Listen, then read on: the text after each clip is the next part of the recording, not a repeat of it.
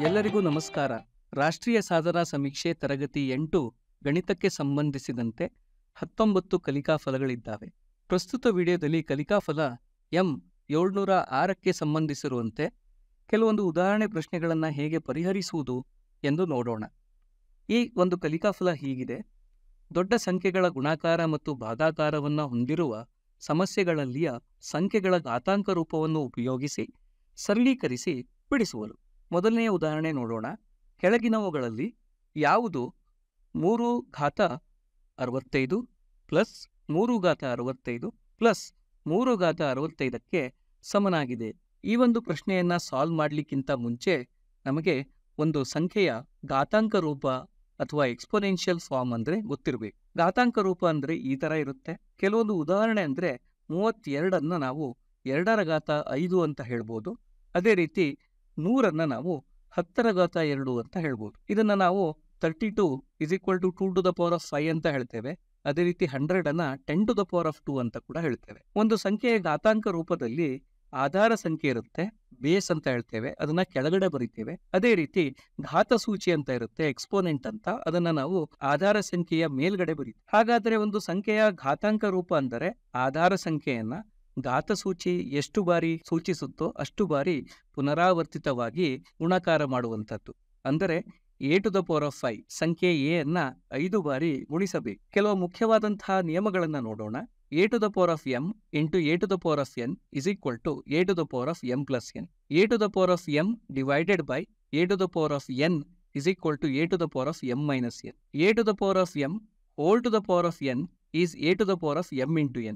a⁴m into b⁴m is equal to a into b whole to the power of m. a⁴m divided by b⁴m is equal to a divided by b whole to the power of m. a⁴0 is equal to 1 minus 1 to the power of even number ಅಂದರೆ ಸಮಸಂಖ್ಯೆ is equal to 1 ಆಗಿರುತ್ತೆ. ಅದೇ ರೀತಿ -1 to the power of ಬೆಸ ಸಂಖ್ಯೆ ಅಂದರೆ add number -1 ಕೊಡುತ್ತೆ. ಈ ನಿಯಮಗಳು ನಮಗೆ ಗೊತ್ತಿದ್ರೆ ಪ್ರಶ್ನೆಗಳನ್ನ ಸುಲಭವಾಗಿ ನಾವು ಸಾಲ್ವ್ ಮಾಡ್ತೀವಿ. ಡೀಟೇಲ್ ಆಗಿ ಸೊಲ್ಯೂಷನ್ ನೋಡೋಣ. ಸಂಖ್ಯೆ a + a + a is equal to 3a ಅಂತ ಬರಿಬೋದು. ಅದೇ ರೀತಿ ನಾವು ಕೊಟ್ಟಿರುವಂಥ ಪ್ರಶ್ನೆಯನ್ನ 3 × 3⁻65 ಅಂತ ಬರಿಬೋದು. ನಿಯಮವನ್ನ ಬಳಸ್ಕೊಂಡು ಅಂದರೆ ಆಧಾರ ಸಂಖ್ಯೆ ಸೇಮ್ ಇದ್ದು ಘಾತಸೂಚಿ ಬೇರೆ ಇದ್ರೆ ನಾವು ಈ ರೀತಿ ಬರಿಬೋದು. ಹಾಗಾಗಿ ಕೊಟ್ಟಿರುವಂಥ ಪ್ರಶ್ನೆಯನ್ನ 3⁻1+65 ಅಥವಾ 3⁻65 + 1 ಅಂತ ಬರಿಬಹುದು. ಆಪ್ಷನ್ 1 ಸರಿಯಾದ ಉತ್ತರ ಆಗಿದೆ. ಇಲ್ಲಿ ಎಕ್ಸ್ಪೋನೆನ್ಷಿಯಲ್ ಫಾರ್ಮಿನ ಬೇಸಿಕ್ ರೂಲ್ಸ್ಗಳು ಅಂದರೆ ಆಧಾರ ಸಂಖ್ಯೆ ಸೇಮ್ ಇದ್ದಾಗ ಘಾತಸೂಚಿ ಬೇರೆ ಬೇರೆ ಇದ್ದಾಗ ಏನ್ ಮಾಡಬಹುದು, ಅದು ಗುಣಾಕಾರ ಇರಬಹುದು ಅಥವಾ ಭಾಗಾಕಾರ ಇದ್ದಾಗ ಏನ್ ಮಾಡಬೇಕು, ಆ ಒಂದು ಬೇಸಿಕ್ ರೂಲ್ಸಿನ ಒಂದು ಪರಿಚಯ ಮತ್ತೆ ಪ್ರಾಕ್ಟೀಸ್ ಬಹಳ ಇಂಪಾರ್ಟೆಂಟ್ ಆಗಿರುತ್ತೆ. ರೂಲ್ಸ್ಗಳ ಪ್ರಾಕ್ಟೀಸ್ ಸರಿ ಆಗ್ಲಿಲ್ಲ ಅಂತಂದ್ರೆ ಪ್ರಶ್ನೆಗಳನ್ನ ಸಾಲ್ವ್ ಮಾಡೋದು ಸ್ವಲ್ಪ ಕಷ್ಟ ಆಗುತ್ತೆ. ಎರಡನೇ ಪ್ರಶ್ನೆ ನೋಡೋಣ. ದೊಡ್ಡ ಬಿಸ್ಕತ್ ಕಂಪನಿಯಲ್ಲಿ ಕೆಲಸ ಮಾಡುವ ಗುಮಾಸ್ತರೊಬ್ಬರು ತಮ್ಮ ಮ್ಯಾನೇಜರಿಗೆ 2^4 ಬಿಸ್ಕತ್ ಡಬ್ಬಿಗಳಿವೆ ಎಂದು ಸಂದೇಶ ಕಳುಹಿಸಿದರು. ಪ್ರತಿ ಬಾಕ್ಸ್ನಲ್ಲಿ 2^5 ಬಿಸ್ಕತ್ ಪ್ಯಾಕೆಟ್ಗಳಿವೆ. ಪ್ರತಿ ಪ್ಯಾಕೆಟ್ನಲ್ಲಿ 6 ಬಿಸ್ಕತ್ಗಳಿದ್ದರೆ ಒಟ್ಟು ಎಷ್ಟು ಬಿಸ್ಕತ್ಗಳಿವೆ ಎಂಬುದನ್ನು ಕಂಡುಹಿಡಿಯಿರಿ. ಈ ಪ್ರಶ್ನೆಯನ್ನ ಚಿತ್ರೀಕರಿಸೋಣ. ಅಂದ್ರೆ ಬಿಸ್ಕತ್ ಡಬ್ಬಗಳು ಎಷ್ಟಿವೆ ಅಂದ್ರೆ 2⁴ ಬಿಸ್ಕತ್ ಡಬ್ಬಗಳಿವೆ. ಪ್ರತಿ ಬಾಕ್ಸ್ನಲ್ಲಿ 2⁵ ಬಿಸ್ಕತ್ ಪ್ಯಾಕೆಟ್ ಇದೆ ಎಂಬುದನ್ನು ಕೊಟ್ಟಿದ್ದಾರೆ. ಅದನ್ನ ನಾವು ಈ ರೀತಿ ತೋರಿಸಬಹುದು. ಪ್ರತಿ ಪ್ಯಾಕೆಟ್ನಲ್ಲಿ 6 ಬಿಸ್ಕತ್ಗಳಿವೆ. ಹಾಗಂದ್ರೆ ಪ್ರತಿಯೊಂದು ಪ್ಯಾಕೆಟ್ನಲ್ಲಿ 6 ಬಿಸ್ಕತ್ ಅನ್ನ ನಾವು ಈ ರೀತಿ ತೋರಿಸಬಹುದು. ಒಟ್ಟು ಎಷ್ಟು ಬಿಸ್ಕತ್ಗಳಿವೆ ಎಂಬುದನ್ನು ನಾವು ಕಂಡುಹಿಡಿಬೇಕು. ಅಂದ್ರೆ ಇಲ್ಲಿ ಎಲ್ಲಾ ಬಿಸ್ಕತ್ಗಳನ್ನು ನಾವು ಆಡ್ ಮಾಡ್ತಾ ಹೋಗ್ಬೇಕು. ಇದು ಸಾಧ್ಯನಾ ಅಂತ ನೋಡಿದ್ರೆ ಇದು ತುಂಬಾ ದೊಡ್ಡ ಸಂಖ್ಯೆ. ಪ್ರತಿಯೊಂದು ಬಿಸ್ಕತ್ತನ್ನು ಆಡ್ ಮಾಡ್ತಾ ಕೂತ್ಕೊಳ್ಳೋದು ಕಷ್ಟ ಆಗುತ್ತೆ. ಹಾಗಿದ್ರೆ ಏನ್ ಮಾಡಬಹುದು? ಘಾತಾಂಕ ರೂಪದ ನಿಯಮಗಳನ್ನು ಬಳಸ್ಕೊಂಡು ಎಲ್ಲದನ್ನ ಮಲ್ಟಿಪ್ಲೈ ಮಾಡಿ ನಾವು ಈಸಿಯಾಗಿ ಈ ಒಂದು ಪ್ರಾಬ್ಲಮ್ ಅನ್ನು ಸಾಲ್ವ್ ಮಾಡಬಹುದು. ಹೇಗೆ ಸಾಲ್ವ್ ಮಾಡಬಹುದು ಅಂತ ನೋಡೋಣ. ಬಿಸ್ಕತ್ ಡಬ್ಬಗಳ ಸಂಖ್ಯೆ, ಪ್ರತಿ ಡಬ್ಬದಲ್ಲಿರುವಂತಹ ಬಿಸ್ಕತ್ ಪ್ಯಾಕೆಟ್ಗಳ ಸಂಖ್ಯೆ ಮತ್ತು ಪ್ರತಿ ಪ್ಯಾಕೆಟ್ನಲ್ಲಿರುವಂತಹ ಬಿಸ್ಕತ್ಗಳ ಸಂಖ್ಯೆಯನ್ನ ನಾವು ಗುಣಿಸೋಣ.